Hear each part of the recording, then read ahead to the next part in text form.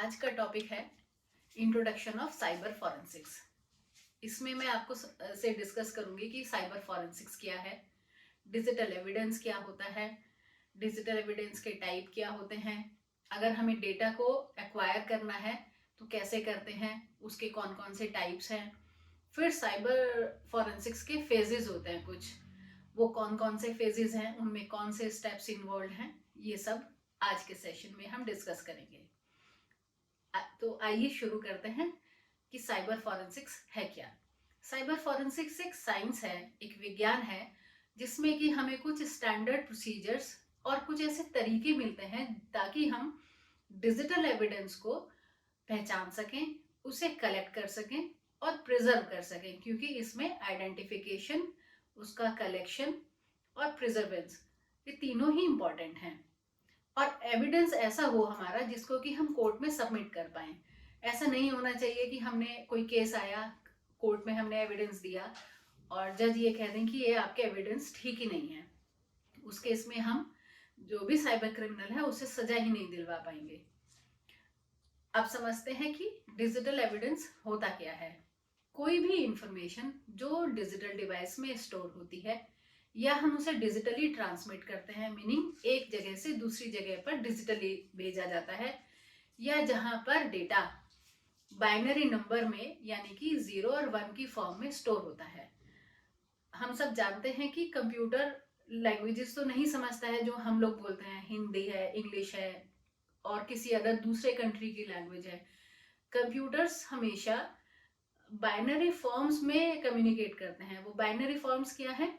0 और 1 ओनली। तो कंप्यूटर सिर्फ 0 और 1 को समझता है। तो जो भी डेटा 0 या 1 की फॉर्म में ट्रांसमिट होता है या स्टोर्ड है, उसको हम डिजिटल एविडेंस कहते हैं। अब ये जो डिजिटल एविडेंस है ये हमें हार्ड डिस्क में मिल सकता है, यूएसबी डिवाइस में मिल सकता है जिसको हम थंब ड्राइव भी कहते हैं, ये हमें मोबाइल फोन में मिल सकता है। डिजिटल एविडेंसेस कंप्यूटर के रैम में होते हैं जिसे रैंडम एक्सेस मेमोरी कहते हैं।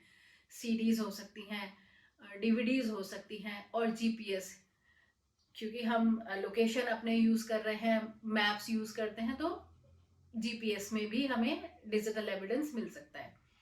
और डिजिटल एविडेंस क्योंकि बहुत ही फ्रेजाइल है नेचर में, फ्रेजाइल मीनिंग बहुत जल्दी ये डैमेज हो सकता है या ये वैनिश हो सकता है, तो हमें इसमें बहुत ज्यादा ध्यान रखने की जरूरत होती है जब भी हम डिजिटल एविडेंस कलेक्ट करते हैं या उसको प्रिजर्व करते हैं।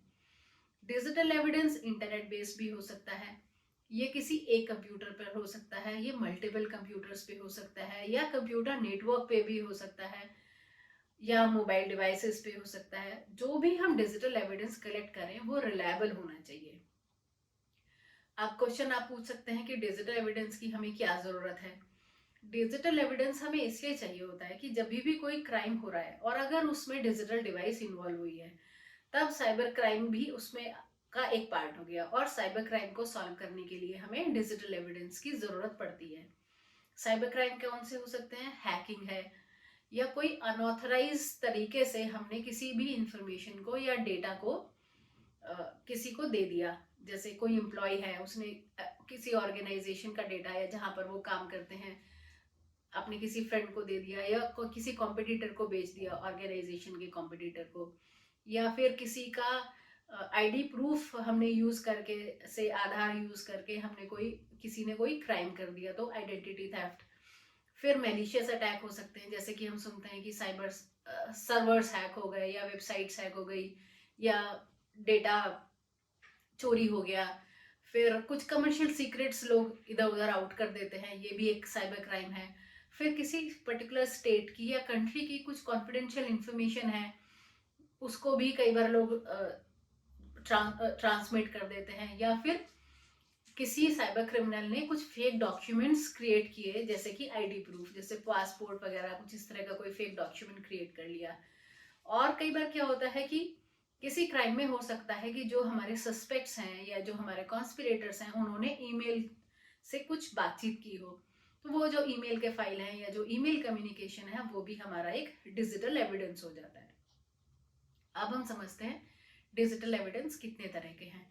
डिजिटल एविडेंस दो तरह का होता है, एक वॉलेटाइल है और दूसरा नॉन वॉलेटाइल है। जैसे कि डेटा भी दो तरह का होता है, volatile data and non volatile data. तो बिल्कुल उसी तरह से डेटा डिजिटल एविडेंस भी हमारा टू टाइप्स का है।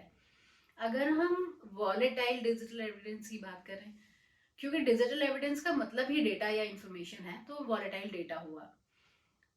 अगर कोई सिस्टम या कोई डिवाइस को हमने अगर ऑफ कर दिया, तो ऑफ करते ही जो डेटा चला जाए उसको हम वॉलेटाइल डेटा कहते हैं। कौन से एग्जाम्पल हो सकते हैं वॉलेटाइल डेटा के? अगर हमारा सिस्टम ऑन है तो वो सिस्टम के ऊपर या कंप्यूटर के ऊपर वो हमें टाइम और डेट दिखाता है। अगर हमने सिस्टम को, कंप्यूटर को ऑफ कर दिया तो ये जो डेट और टाइम है चला जाएगा। इसी तरह से कितने यूजर्स एक टाइम पे उस पर लॉग इन है, वो इंफॉर्मेशन भी वॉलेटाइल डेटा का पार्ट है, क्योंकि जैसे ही आप उसे ऑफ करेंगे वो चली जाएगी। कितनी फाइल्स ओपन है, कौन से टाइप की फाइल ओपन है, या नेटवर्क पे अगर कंप्यूटर है तो नेटवर्क से रिलेटेड इन्फॉर्मेशन, उसमें नेटवर्क का नाम या नेटवर्क कार्ड, इस तरह से बहुत सारी इन्फॉर्मेशन होती है नेटवर्क से रिलेटेड। और स्टफ जो कि रैम में यानी कि रैंडम एक्सेस मेमोरी में जो डेटा स्टोर है वो भी चला जाएगा। तो ये सब हमारा वॉलेटाइल डेटा का पार्ट है और इसे हम वॉलेटाइल डिजिटल एविडेंस भी कहते हैं। दूसरी टाइप है नॉन वॉलेटाइल डेटा। ये डेटा परमानेंटली स्टोर होता है सेकेंडरी स्टोरेज डिवाइसेस में। सेकेंडरी स्टोरेज डिवाइसेस कौन सी है? हार्ड डिस्क हो सकती है, मेमोरी कार्ड्स होते हैं और आपके यूएसबी ड्राइव्स होते हैं। अब जब हमारा सिस्टम ऑन है, हमें जो भी कुछ उस समय विजिबल है, जरूरी नहीं है हार्ड डिस्क पे वही डेटा हो। कुछ डिलीटेड फाइल हैं वो भी हम रिकवर कर सकते हैं। इन्वेस्टिगेटर जब फॉरेंसिकली एग्जामिन करते हैं किसी भी डिवाइस को तो वो डिलीटेड डेटा रिकवर कर सकते हैं। कुछ उसमें हिडन फाइल्स भी उनको मिल सकती हैं। कुछ हिडन पार्टीशन पे भी डेटा होता है जो ऑर्डिनरी यूजर को नहीं नजर आता। और अनयूज्ड पार्टीशंस भी होते हैं हार्ड डिस्क के, कुछ डेटा हमें वहां से भी रिकवर हो जाता है। अब जब हम डिजिटल एविडेंस को कलेक्ट करते हैं तो वहां पे टाइम बहुत इंपॉर्टेंट है। फॉर एग्जाम्पल, कोई डिवाइस है और वो साइबर क्राइम में या किसी भी इंसिडेंट में इन्वॉल्व है, अगर हमने उसको उसी समय पे कॉपी नहीं किया, नेटवर्क से आइसोलेट नहीं किया, तो हो सकता है कि वो और इन्फेक्ट हो जाए, कुछ और फाइल्स उसमें करप्ट हो जाए, या हमने उसमें एक यूएसबी ड्राइव लगा के कोई फाइल कॉपी की। तो ये जो छोटे से काम है जिसमें आपको लग सकता है कि कोई इन्फॉर्मेशन को आपने छेड़खानी नहीं की है, वो एज इट इज है, बट सिर्फ पेन ड्राइव में डेटा कॉपी करते समय भी कुछ इन्फॉर्मेशन प्लस या माइनस हो सकती है जो बिट की फॉर्म में होगी। हमें ऐसे नहीं पता चलेगा पर वहां डेटा चेंज हो जाता है। तो हमें टाइम का भी ध्यान रखना है और हमें जो हमारे डिफाइंड स्टैंडर्ड प्रोसीजर्स हैं वो फॉलो करने भी बहुत इंपॉर्टेंट है। दूसरा एक पॉइंट, जब हमने आप कह सकते हैं कि साइबर क्रिमिनल ने फाइल डिलीट कर दी, पर जब कभी भी फाइल डिलीट होती है वो परमानेंटली डिलीट नहीं होती, उसको रिकवर किया जा सकता है। और पर अगेन इसमें भी टाइम इंपॉर्टेंट है, क्योंकि अगर हमने उसको टाइमली रिकवर नहीं किया और यूजर्स उस सिस्टम को, डिवाइस को यूज कर रहे हैं, तो ऐसा हो सकता है कि उस पर्टिकुलर स्पेस के ऊपर डेटा ओवरराइट हो जाए, फिर हम कुछ डिलीशन को, जो डिलीटेड पार्ट है या जो डिलीटेड फाइल है, उसे रिकवर नहीं कर पाएंगे। अब क्योंकि हम इंट्रोडक्शन पे बात कर रहे हैं साइबर फॉरेंसिक्स के, तो कुछ पॉइंट्स हैं वो मैं आपको बताती हूँ कि जब हम डिजिटल एविडेंस कलेक्ट करते हैं हमें उनका ध्यान रखना जरूरी है। वैसे तो हर स्टेप के स्टैंडर्ड प्रोसीजर्स हैं जो डिफाइंड हैं और हमें उसको फॉलो करना ही होता है, पर फिर भी ब्रॉडली समझने के लिए हमारा जो डिजिटल एविडेंस है वो क्लियर होना चाहिए और जजेस बिल्कुल उसको अच्छे से समझ जाएं, क्योंकि जजेस ही हैं जिन्होंने डिसाइड करना है केस को, उसकी सीवियरिटी को, और अगेन सजा सुनानी है या छोड़ना है जिसको हम कल्प्रेट कह रहे हैं। तो ये क्लियर होना चाहिए और अंडरस्टैंडेबल होना चाहिए। दूसरा पॉइंट है, हमारे डिजिटल एविडेंस ओरिजिनल होनी चाहिए, वैलिड होनी चाहिए।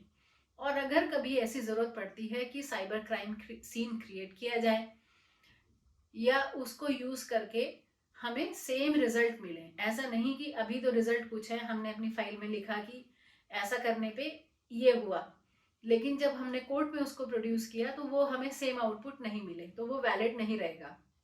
तो it should provide same result and it must be complete in nature. So ऐसा नहीं कि हमने आधी इंफॉर्मेशन दी, सिर्फ 50% चीज कॉपी करके लाए, 50% सिस्टम में रहने दी। हमें वो कंप्लीट डिजिटल एविडेंस प्रोवाइड करना है। As we all know that cyber forensics बहुत ही प्रोग्रेस कर चुकी है और डेली इसमें बहुत इनोवेटिव तरीके से काम हो रहा है, रिसर्च हो रही है। अभी क्या होने लगा है आज के टाइम में, जो बड़े ऑर्गेनाइजेशंस हैं वहां पर डेडिकेटेड साइबर फॉरेंसिक्स टीम होती है, एक डिपार्टमेंट होता है।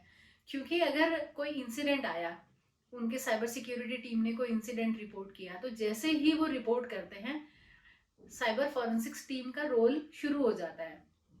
इससे ऑर्गेनाइजेशन को क्या बेनिफिट होता है कि एक तो वो सबसे पहले उस रिस्क को वहीं रोक पाते हैं, फिर उनको ये पता चल जाता है कि कल्प्रिट कौन है। फिर अगर कभी कोई केस हुआ, कोई इंसिडेंट हुआ और लीगलिटी इसमें इन्वॉल्व है, तब वो डिजिटल एविडेंस को लॉ एनफोर्समेंट एजेंसीज को दे पाते हैं, जिससे और बेटर तरीके से इन्वेस्टिगेशन हो सके। या फिर रिसर्च में भी ये जो रियल डेटा होता है ये बहुत यूजफुल होता है। अब हम बात कर लेते हैं डेटा एक्विजिशन की, कि डेटा एक्विजिशन क्या होता है। डेटा एक्विजिशन एक प्रोसेस है जिसमें कि हम इमेजिंग करते हैं या फिर इंफॉर्मेशन को कलेक्ट करते हैं as per standard operating procedures. ये बहुत ही क्रूशियल प्रोसेस है और इसमें बहुत ज़्यादा केयरफुल रहने की ज़रूरत होती है। अब डेटा को हम हार्ड डिस्क से, यूएसबी से, मेमोरी कार्ड से, मोबाइल फ़ोन, आईपैड वगैरह से एक्वायर करते हैं। ये जो डेटा एक्विजिशन है ये दो तरह का होता है, लॉजिकल एक्विजिशन और स्पार्स एक्विजिशन। लॉजिकल एक्विजिशन में क्या होगा कि से फॉर एग्जाम्पल कोई साइबर क्राइम है, लेकिन इन्वेस्टिगेटर को केवल ईमेल से रिलेटेड ही फाइल और डेटा गैदर करना है। तो ये पार्ट हुआ हमारा लॉजिकल एक्विजिशन का। और अगर हम स्पार्स एक्विजिशन की बात करें तो वहां पर इन्वेस्टिगेटर्स को डिलीटेड डेटा भी कलेक्ट करना पड़ सकता है। अब जब हम डेटा एक्विजिशन की बात करते हैं तो इसमें दो तरह से हम इसको करते हैं, या तो हम disk to image file data copy करेंगे या फिर हम डिस्क टू डिस्क कॉपी करेंगे। तो ये दो मेथड्स होते हैं, लेकिन disk to image file method ज़्यादा पॉपुलर है। जब हम कॉपी करते हैं डिस्क को या पूरे के पूरे डिस्क की जब हम इमेज बनाते हैं, तब हमें डेटा एक्विजिशन का फॉर्मेट भी डिसाइड करना होता है। हम रॉ फॉर्मेट भी ले सकते हैं और बड़े सारे दूसरे फॉर्मेट्स भी होते हैं जो हम टूल यूज करते हैं डेटा एक्वायर करने के लिए, डेटा एक्विजिशन के लिए, ये उस पर डिपेंड करता है। फॉर एग्जाम्पल वर्ड के लिए आप देखते हैं डॉट डॉक फाइल होती है। अगर आप ओपन वर्ड यूज कर रहे हैं उसका एक्सटेंशन डिफरेंट होता है। इसी तरह से यहाँ पर भी डेटा एक्वायर करने के लिए मल्टीपल टूल्स होते हैं। तो ये डिपेंड करेगा कि हमने कौन सा टूल लिया है, उसी हिसाब से उसका फॉर्मेट हो जाएगा। कई बार ये दिक्कत होती है कि हमने एक टूल यूज किया, उसका एक पर्टिकुलर फॉर्मेट है, मे बी दूसरा टूल उस फॉर्मेट को सपोर्ट नहीं करे। सो इन्वेस्टिगेटर को यहाँ केयरफुली चूज करना है, डिसाइड करना है कि कौन सा फॉर्मेट वो लेके चले। फिर इसमें भी अगेन मैथडोलॉजी तो डिफाइंड है हमारी। इन्वेस्टिगेटर विल सी कि उसको वॉलेटाइल डेटा चाहिए कि नॉन वॉलेटाइल डेटा चाहिए, उसको डेटा एक्विजिशन जो दो मेथड्स हैं उसमें से कौन से मेथड से करना है। सो ये इन्वेस्टिगेटर डिसाइड करता है केस के ऊपर। अब हम समझते हैं कि साइबर फॉरेंसिक्स में फेजेस कौन कौन से होते हैं। सबसे पहले रिस्पॉन्स आता है। जैसे ही कोई इंसिडेंट अकर हुआ और रिपोर्ट किया टीम ने, साइबर फॉरेंसिक्स उसी समय रोल उसका टीम का शुरू हो जाता है। वो क्या करेंगे साइबर फॉरेंसिक्स टीम, वो लोग सर्च एंड सीजर करेंगे। वो इमीडिएटली ये देखना शुरू करेंगे कि कौन कौन से डिवाइस इस इंसिडेंट में इन्वॉल्व है। जो भी डिवाइसेस इन्वॉल्व है उसको वो आइसोलेट कर लेंगे और अगर जरूरत होगी तो उसको वो सीज भी कर लेते हैं। अब सीज करने के भी किसी डिवाइस के डिफाइंड प्रोसीजर है, हम ऐसे ही उठा के सीज नहीं कर लेते, we have to follow the defined procedures. अब इससे बेनिफिट क्या होता है, जो ऑर्गेनाइजेशन की जो बाकी डिवाइसेस हैं वो इन्फेक्शन होने से हम बचा सकते हैं। हमें नेचर ऑफ इंसिडेंट अगर पता चल जाएगा तो हम प्रोएक्टिवली उस थ्रेट को वहीं रोक सकते हैं। फर्दर एविडेंस कलेक्शन करेगी टीम। जब सर्च एंड सीजर हो गया डिवाइस का तो एविडेंस कलेक्शन होगा। अगेन वो डिफाइंड प्रोटोकॉल्स हैं, डिफाइंड स्टैंडर्ड्स हैं, उसके बेसिस पे एविडेंस कलेक्ट करने के बाद में उस एविडेंस को सिक्योर करना है। क्योंकि हमें पता है डिजिटल एविडेंस बहुत फ्रेजाइल है नेचर में, इसलिए हम उसे सिक्योर भी करेंगे और प्रोटेक्ट करेंगे। फिर आएगी बात डेटा एक्विजिशन की। डेटा को हम एक्वायर करेंगे उस डिजिटल एविडेंस से विथ प्रॉपर केयर, क्योंकि डेटा की जो इंटीग्रिटी है वो इंटैक्ट होनी चाहिए। ऐसा नहीं है कि अगर से फॉर एग्जाम्पल कोई सेंटेंस लिखा है उसमें से डॉट लिखा और डॉट रिमूव कर दिया और फिर वापस से लगा दिया। अब आप कहेंगे कि ये सेंटेंस का मीनिंग तो चेंज नहीं हुआ, लेकिन वो जो आपने डॉट लगाया, डॉट रिमूव किया, फिर से लगाया, उससे वो फाइल चेंज हो जाती है। तो अगर ऐसा भी होता है तो हम ये कहेंगे कि डेटा की इंटीग्रिटी आप मेंटेन नहीं कर पाए। दैट इज वाई बार बार ये कहा जाता है कि आप स्टैंडर्ड ऑपरेटिंग प्रोसीजर्स फॉलो करें, बहुत केयरफुल रहें, इंटेग्रिटी हमारी इंटैक्ट रहनी चाहिए। फिर नेक्स्ट स्टेप होता है डेटा एनालिसिस का। डेटा को हम एनालाइज करेंगे और जो स्पेसिफिक डेटा यूजफुल है उस डेटा को हम कोर्ट ऑफ लॉ में प्रोड्यूस करेंगे if necessary.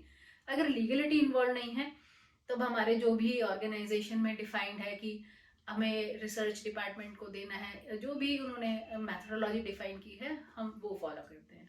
Then come is the evidence assessment. अब एविडेंस असेसमेंट होगा with respect to that occurred incident. Assessment के बाद नंबर आता है डॉक्यूमेंटेशन एंड रिपोर्टिंग का। वो डिपेंड करता है हम ऑर्गेनाइजेशन में जो भी हमारे मेथड्स हैं हम वो फॉलो करें, और अगर लीगल केस है तो जो कोर्ट ऑफ लॉ कहता है उस हिसाब से हमें डॉक्यूमेंटेशन एंड रिपोर्टिंग करनी होगी। और अगर कई बार जरूरत पड़ती है तो एक्सपर्ट विटनेस टेस्टिमनी भी होती है। सो ये सब साइबर फॉरेंसिक्स के बड़े सारे फेजेस हैं जिनका हमने इंट्रोडक्शन समझा। और समराइज अगर करें तो हमने ये जाना आज कि साइबर फॉरेंसिक्स क्या है, डिजिटल एविडेंस क्या होता है, इसके कितने टाइप होते हैं, डेटा एक्विजिशन क्या है, इसके टाइप्स क्या होते हैं, और हमने ये समझा कि साइबर फॉरेंसिक्स के कौन कौन से फेजेस होते हैं। So this is all for today. अगर आपको इस वीडियो से कुछ बेनिफिट हुआ है तो आप कमेंट बॉक्स में लिख सकते हैं, या किसी भी पर्टिकुलर टॉपिक को आप डिटेल में समझना चाहते हैं या कोई इन्फॉर्मेशन चाहिए तो आप इसको कमेंट बॉक्स में लिख सकते हैं।